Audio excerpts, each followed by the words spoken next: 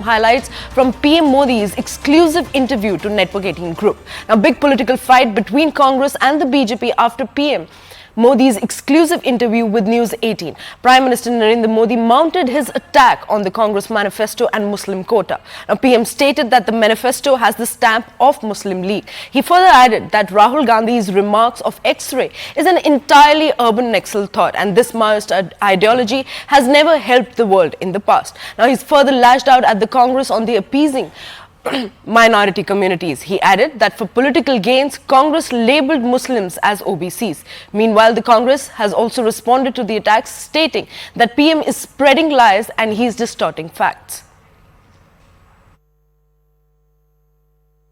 Sam Pitroda ji ने जो है इनहेरिटेंस टैक्स की बात की, जो हम लोगों की जमा पूंजी है, जब हम अपने लोग पूरा बचाते हैं अपने फैमिली के लिए, जब हम उसको अपने आने वाली जनरेशन को देंगे तो उस पर भी टैक्स लगेगा और ये टैक्स बहुत बड़ा टैक्स हो सकता है।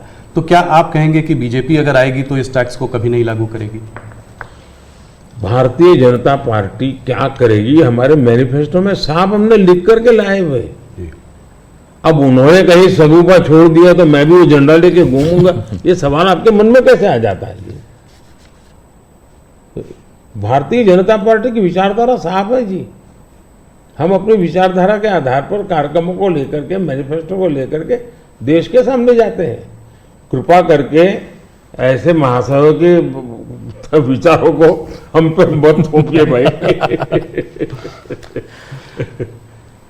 मोदी जी, राहुल गांधी ने एक बात और कही है, वो कहते हैं कि जब वो सरकार अगर उनकी आएगी तो वो एक नेशनल एक्सरे कराएंगे। इसी से जुड़ा सवाल है, इसीलिए मैं पूछना चाह रहा हूँ, एक नेशनल एक्सरे कराएंगे। बात सिर्फ कास्ट सेंसस की नहीं है जो कि वो करते आए हैं, उस पर भी मैं आपका मत जानना चाहूँगा, मगर बात वो कहते हैं इससे आगे है। बात कास्ट की नहीं, बात जस्टिस की है। और वो कहते हैं कि हम जो है एक सोशियो इकोनॉमिक सर्वे लाएंगे, एक इंस्टीट्यूशनल सर्वे लाएंगे और उसमें देखेंगे कि किसके पास किस जाति और किस उस वर्ग के पास क्या है, कितना धन है, कितनी इंस्टीट्यूशंस में भागीदारी है, और उसके बेसिस पर हम इस पूरे सिस्टम को रीडिस्ट्रीब्यूट करेंगे।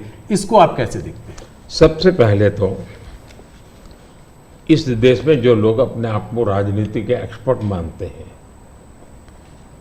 जो लोग देश के उतार चढ़ाव को बड़ी बारीकी से अध्ययन करते हैं, सबसे पहले उनका दायित्व है कि वो ऐसे लोगों को पूछे कि जिस परिस्थितियों का वर्णन आप कर रहे हो, अगर ये सही है तो 50, 60, 65 साल तो आपने राज किया भाई। ये मुसीबत के जो जन्मदाता आप हो और आपने अब तक ये बर्बादी लाई क्यों? पहले उनका जवाब मांगो भाई, नंबर 1। नंबर 2, एक्सरे का मतलब क्या है जी? मतलब हर परिवार में जाना, घर घर छापा मारना। अगर किसी अनाज के डिब्बे में किसी महिला ने अपने गहने छपा के रखे हैं, उसको भी एक्सरे किया जाएगा, उनके गहने ले लिए जाएंगे, जमीनों का हिसाब किताब किया जाएगा और फिर उसको रिडिस्ट्रीब्यूट करेंगे। ये दुनिया में एक माओवादी विचार ने सब किया हुआ है, दुनिया बर्बाद हो चुकी है जी। ये पूरी तरह अर्बन नक्सल उस सोच का सीधा सीधा प्रकटीकरण है। और इसलिए मैनिफेस्टो आने के 10 दिन तक बाद भी ये जो जमात आए दिन लिखापट्टी करती है ना, वो चुप रही, उनके प्रोटेक्शन में चुप रही है।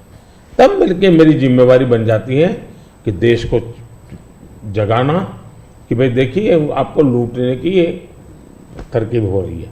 और दूसरा पार्ट है, डॉक्टर मनमोहन सिंह जी वगैरह उन्होंने हर बार कहा है कि भाई जो भी संपत्ति होगी इस पर पहला अधिकार किसका होगा। तो हिसाब किताब बहुत साफ है, वो क्या करना चाहते हैं। He has hit out once again at the Congress manifesto, saying that it has a stamp of Muslim League.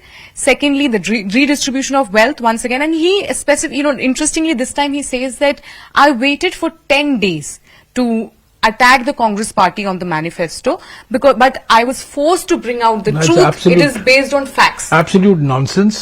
He's engaging, the tsunami of lies is coming every time he speaks. He's on the defensive, he's on the back foot. He saw the writing on the wall after the 19th.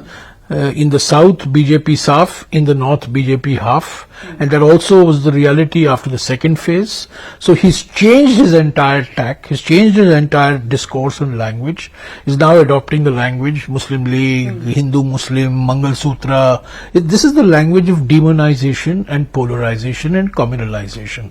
I've responded to each one of these charges. We are not going to engage him in a debate on these issues. Our discourse, our Nyay Patra, our manifesto is based on Samajik Nyay, Kisan Nyay, Hissedari Nyay, Shramik Nyay and Nari Nyay, the 5 Nyay's 25 guarantee program. News 18 के editor in chief Rahul Joshi से प्रधानमंत्री नरेंद्र मोदी ने exclusive बातचीत की। उसमें उन्होंने कहा कि जो कांग्रेस का मैनिफेस्टो हो उसमें मुस्लिम लीग की छाप दिखती है। इस पर आप क्या सोचते हैं?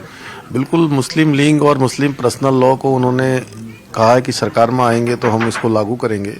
आज देश समान नागरिक संहिता की बात कर रहा है, हम संकल्प ले रहे हैं। उत्तराखंड में देवभूमि में समान नागरिक संहिता का विधेयक बन गया है। पूरे देश के अंदर इसको भारतीय जनता पार्टी के संकल्प पत्र में देश के अंदर लागू करने की बात संकल्प लिया गया है। और ये अभी भी तुष्टीकरण की बात कर रहे हैं, केवल वोट बैंक की राजनीति कर रहे हैं और एक वर्ग विशेष को खुश करने की बात कर रहे हैं, जो पहले से करते आए हैं। और जो गरीबों का, पिछड़ों का, अनुसूचित और जनजाति के लोगों का आरक्षण है, वो आरक्षण भी धार्मिक आधार पर एक वर्ग विशेष को देने की पैरवी कर रहे हैं। तो ये निश्चित रूप से तुष्टीकरण है और इन्होंने हमेशा वही तुष्टीकरण किया है। इसलिए देश की जनता भली भांति समझ रही है कि देश के अंदर एक समान कानून लाने वाले मोदी जी हैं, देश में राम मंदिर बनाने वाले मोदी जी हैं, देश के अंदर धारा 370 समाप्त करने वाले मोदी जी हैं, सीएए का कानून लागू करने वाले मोदी जी हैं। देश के अंदर यूसीसी भी मोदी जी लाएंगे।